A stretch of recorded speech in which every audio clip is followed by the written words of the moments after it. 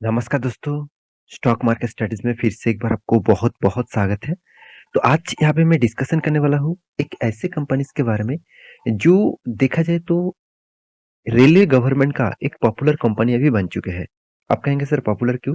देखिए जो कंपनी अब हमेशा ट्रेंडिंग में रहते हैं और जो कंपनी कंटिन्यूअसली मतलब इस खराब सिचुएशन में भी अप ट्रेंड में है, तो उस कंपनी के ऊपर हमेशा रिटेल पब्लिक और बड़े-बड़े इन्वेस्टर भी उसके ऊपर फोकस रखते हैं। क्योंकि देखिए जो कंपनी इतने टाइम तक एक ही रेंज के ऊपर ट्रेड कर रहा था, मतलब एक ही रेंज के ऊपर ट्रेड कर रहा था, आज वो तेज़ी से भाग रहा है, तो उसके पीछे कोई ना कोई तो लॉजिक होगा। तो वो लॉजिक के ऊपर तो मैं पहले ही आपको वीडियो बना के दिया। तो आज मैं इसके ऊपर फिर से एक नया अपडेट आ चुके हैं, जिसके कारण स्टॉक में और भी तेज़ी होने का संभावना है। तो चलो वीडियो को पूरा देख देख लेते हैं, कहाँ पे इसका तेज़ी आएगा और कौन-सा चार्ट पैटर्न यहाँ पे कौन-सा लेवल ब्रेकआउट कर रहा है, वो भी मैं आपको दिखाऊँगा। साथ ही साथ आपको कंपनी के जो न्यूज़ आया, उसके बारे में भी बात करूँगा। तो वीडियो को लास्ट तक देखिएगा और अभी तक आपने इस चैनल को सब्सक्राइब नहीं किया तो ज़रूर कर लीजिएगा, क्योंकि आपको daily basis stock market information update इसी चैनल के माध्यम से मिलता रहेंगे। तो सबसे पहले मैं अपडेट्स के ऊपर आपको दिखा देता हूँ, उसके बाद आपको सारे डिटेल्स क्लियर हो जाएगा। देखिए अपडेट्स क्या है, मैं दिग्गज वेबसाइट मनी कंट्रोल के ऊपर आ चुका हूँ। देखिए कुछ दिनों पहले भी मैं इसके ऊपर एक वीडियो बना के दिया था। कंपनी को लगातार प्रोजेक्ट मिल रहा है, मतलब नया-नया प्रोजेक्ट मिल रहा है। देखिए बिज़नेस का मेन उसूल क्या है? प्रोजेक्ट मिलना, मतलब नया-नया यहाँ पे अलग-अलग प्रोजेक्ट मिलना, जिस प्रोजेक्ट मिलने से कंपनी का बिज़नेस बढ़ेगा और साथ ही साथ कंपनी का अर्निंग भी बढ़ेंगे। तो देखिए Q3 का रिज़ल्ट भी आने वाला है, तब इस कंपनी का रिज़ल्ट डिटेल्स में आपको मैं डिस्कस करूँगा, क्योंकि जब रिज़ल्ट आते हैं तो उस रिज़ल्ट में एक चीज़ आपको हमेशा देखना है कि उस रिज़ल्ट में कंपनी ने किस तरीके से परफ़ॉर्मेंस किया। देखिए, यहाँ पे कंपनी का रिज़ल्ट बहुत अच्छा खासा आने वाला है, इस तरीके से मेरा अंदाज़ है, क्योंकि देखिए जो प्रोजेक्ट कंटिन्यूअसली कंपनी को मिलता रहे, तो उसके हिसाब से कंपनी का अर्निंग रेशियोज़ ज़रूर बढ़ना चाहिए। तो यहाँ पे नया न्यूज़ क्या है? RBNL bags project worth rupees 166 crore. तो 166 करोड़ के आसपास कंपनी का प्रोजेक्ट मिला, वो भी किसका? Gujarat metro railway. आप सभी जानते हैं आरबीएनएल एक देखा जाए तो रेलवे विकास निगम लिमिटेड, जो इंफ्रास्ट्रक्चर के ऊपर, मेट्रो प्रोजेक्ट के ऊपर, साथ ही साथ टनल्स के ऊपर, ब्रिज के ऊपर प्रोजेक्ट बनाते हैं। तो उसी प्रोजेक्ट के ऊपर कंपनी का एक प्रोजेक्ट मिला, वो क्या है? Gujarat metro railway. देखिए आरबीएनएल को बहुत अलग-अलग स्टेट से भी प्रोजेक्ट मिलता है, साथ ही साथ कंपनी श्रीलंका के ऊपर भी प्रोजेक्ट की मतलब उसको मिला है। तो इस तरीके से इंडिया में और बाहर की कंट्री में भी कंपनी यहाँ पे इस तरीके से काम करते रहे हैं। तो आप देख सकते हैं यहाँ पे जो न्यूज़ दिया गया है, कौन-सा मेट्रो रेलवे का यहाँ पे काम होने वाला है। देखिए स्टेट ओनर्ड रेलवे विकास निगम लिमिटेड थर्सडे के दिन said that it has bagged A project worth rupees 166 crore from Gujarat metro railway corporation limited. तो कंपनी को 166 करोड़ का टोटल प्रोजेक्ट मिला, मतलब 166 करोड़ का प्रोजेक्ट मिला। तो आप कहेंगे सर एक प्रोजेक्ट तो बहुत छोटा है, एक 166 करोड़ कितना बड़ा होगा? पहले एक चीज़ मैं आपको बता दूँ, कंपनी कितना 15,000 करोड़ का मार्केट कैप है। आज कंपनी 15,000 करोड़ बन चुके हैं, एक टाइम 10,000 करोड़ से भी नीचे था।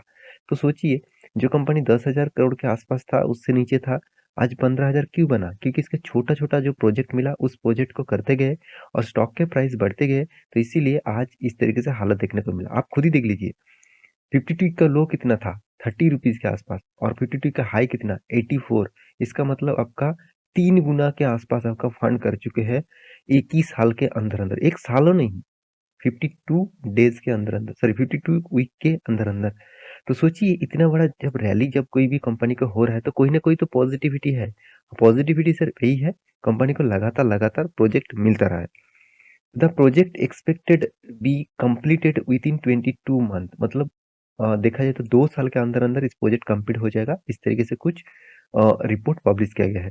तो मेरे कहने का मतलब है, अगर आपने सही कंपनी सही टाइम में चूज़ कर लिया, तो आपको अच्छा खासा रिटर्न मिलेगा। देखिए इस कंपनी किस तरीके से रिटर्न दिया, आपको मैं एक बार चार्ट पैटर्न से दिखा रहा हूँ। देखिए, ध्यान से इस चार्ट पैटर्न को देखना। देखिए कंपनी का जो जर्नी है, कंपनी का जर्नी में अगर आपको पूरा रिपोर्ट के हिसाब से दिखा दूँ, देखिए कंपनी जब जर्नी किए थे तब स्टार्टिंग के बाद कंपनी कुछ ही दिनों के बाद कोविड के सिचुएशन आ गया था।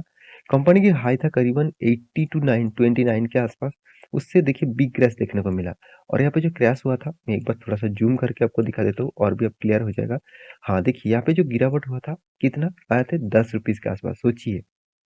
जितने लोगों ने इस ₹10 से खरीदारी की है, मान के चलिए 10, 15, 20 में खरीदारी की है, तो वो देखिए वो आज कितने मतलब अच्छी तरीके से प्रॉफ़िट कमाए हैं। करीबन-करीबन 8 गुना, 9 गुना पैसा यहाँ पे कमा चुके हैं।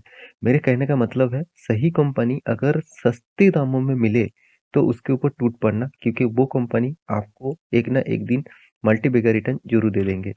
तो सोचना, यहाँ पे देखिए जो ट्रेंडिंग है ना, यहाँ पे जो ट्रेंडिंग है, वो ट्रेंडिंग कंटिन्यूअसली क्या है, ग्रोइंग मोड में। ऑब्वियसली स्टार्टिंग होने के बाद में ही ग्रोइंग मोड में था। कोविड की सिचुएशन में इस स्टॉक में क्रैश हो गया, नहीं तो वो कंटिन्यूअसली अप ट्रेंड में ही रहता। क्योंकि देखिए कोविड के बाद कभी भी नीचे नहीं आया, उस लो के नीचे कभी नहीं आया। कंटिन्यूअसली वो ट्रेंडिंग दिखाता रहा। और देखिए यहाँ पे जो ब्रेकआउट लेवल है, मैं आपको मार्किंग करके दिया था, बहुत स्ट्रॉन्ग ब्रेकआउट देखने को मिला। देखिए मैं आपको हमेशा बोलता हूँ कि कोई भी हायर लेवल को अगर ब्रेकआउट होता है, तब एंटर मत होना। तो यहाँ पे आप कहेंगे, सर आपने तो बोला था जब ब्रेकआउट होता है उसके बाद रिवर्सल आकर अगर ब्रेकआउट हुआ तब एंटर लेना, मगर यहाँ पे तो रिवर्सल नहीं हुआ, तो एंट्री कहाँ पे बनेगा? देखिए जब कोई स्टॉक के रिवर्सल नहीं आते, मतलब रिवर्सल नहीं आया, उसका मतलब सोचना उस कंपनी ने पहले कुछ दिनों तक एक ही हायर लेवल के आसपास वॉल्यूम कर रहा था। इसका मतलब देखिए, यहाँ पे कुछ कैंडल आपको दिखेगा, 1, 2, 3, 4, 5, 6 कैंडल, 6 से 7 कैंडल। ये 7 कैंडल क्या हुआ? एक ही रेंज के अंदर यहाँ पे वॉल्यूम करता रहा। इसका मतलब यहाँ पे एक स्टेबल वॉल्यूम ज़ोन क्रिएट किया, और उस वॉल्यूम के बाद जो ब्रेकआउट हुआ, उस ब्रेकआउट के ऊपर आप ज़रूर एंटर ले सकते हैं। उसके नीचे स्टॉप लॉस रखिए, उसके ऊपर एंटर लीजिए। हाँ, ये तभी इस तरीके से काम करना, जब हाई के आसपास इस तरीके से कुछ कैंडल वॉल्यूम करते रहे, और ब्रेकआउट भी तगड़ा ब्रेकआउट होना चाहिए। यहाँ पे जो ब्रेकआउट का लेवल है, वो तगड़ा होना चाहिए, तभी आपको एक बड़ा मोमेंटम दिखेगा। यहाँ पे देखिए, यहाँ पे भी वॉल्यूम किया, यहाँ पे जो वॉल्यूम किया उसके बाद देखिए ब्रेकआउट हुआ, फिर से किस तरीके से रैली। तो यहाँ पे क्या आप कहेंगे, सर यहाँ पे क्या फिर से नया ट्रेंडिंग बनेगा? देखिए नया ट्रेंडिंग के बारे में बात करूँ तो यहाँ पे देखिए जो हायर लेवल्स है, करीबन-करीबन 84 रुपीज़ के आसपास, उससे देखिए कंटिन्यूअसली गिरावट हुआ है। उसको फिर से ब्रेकआउट किया, मगर मैं इस ब्रेकआउट के ऊपर एंटर होने के लिए नहीं कहूँगा, क्योंकि देखिए यहाँ पे जो वॉल्यूम क्रिएट हो रहा है, यहाँ पे जो कैंडल बन रहा है, वो ज़्यादा से ज़्यादा बेयरिश कैंडल है। मतलब अभी भी 10 अप 10 में नहीं है, थोड़ा-सा गिरावट फिर से यहाँ से रिटेस्ट कर सकते हैं। तो आप कहेंगे सर एंट्री कब लेंगे? तो वेट करिए, बेस्ट एंट्री होगा इसके हाई के ऊपर ब्रेक होने के बाद आपको देखना है किस तरीके से सस्टेन करता है, उसके बाद एक बड़ा रैली फिर से आपको देखने को मिल सकता है। तो आप इस तरीके से रिसर्च करके काम कर सकते हैं। ये कोई रिकमेंडेशन नहीं है कि कल जाके आप निवेश कर दीजिएगा, कल जाके आप आपने जो माल खरीद के रखे, मान के चलिए आपने यहाँ पे खरीद के रखे, तो आप माल बेच देंगे, ऐसे बिल्कुल मत करिएगा, क्योंकि आपके एनालिसिस और मेरे एनालिसिस अलग भी हो सकते हैं। तो उस हिसाब से काम करिए, आपका जो एनालिसिस आपको बता रहा है, उस हिसाब से काम करिए।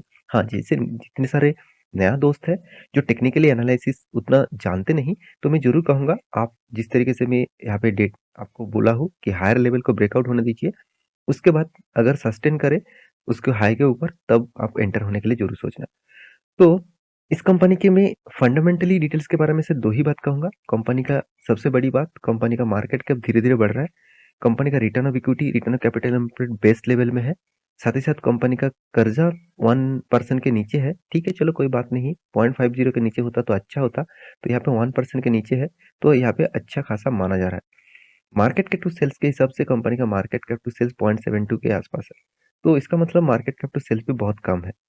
प्रॉफिट एंड लॉस के बारे में बात करें तो company continuously profit and loss को मेंटेन कर रहा है। तो साथ ही साथ कंपनी का यहाँ पे देखिए रिटर्न के परसेंटेज भी अच्छा खासा देखने को मिला, और इन्वेस्टर भी इस कंपनी के ऊपर देखिए पहले एकदम ना के बराबर इन्वेस्ट करके रखे थे, आज थोड़ा-थोड़ा करके एफआईएस और डीएस ने भी माल बढ़ा दिया।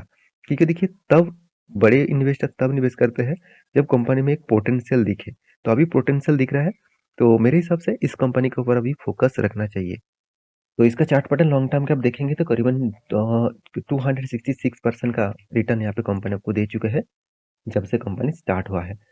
तो ये था आज का कंपनी का डिटेल्स। तो मेरे वीडियो कैसा लगा जरूर कमेंट करना। इसी तरीके से कंटिन्यूअसली वीडियो पाने के लिए चैनल को सब्सक्राइब भी करना।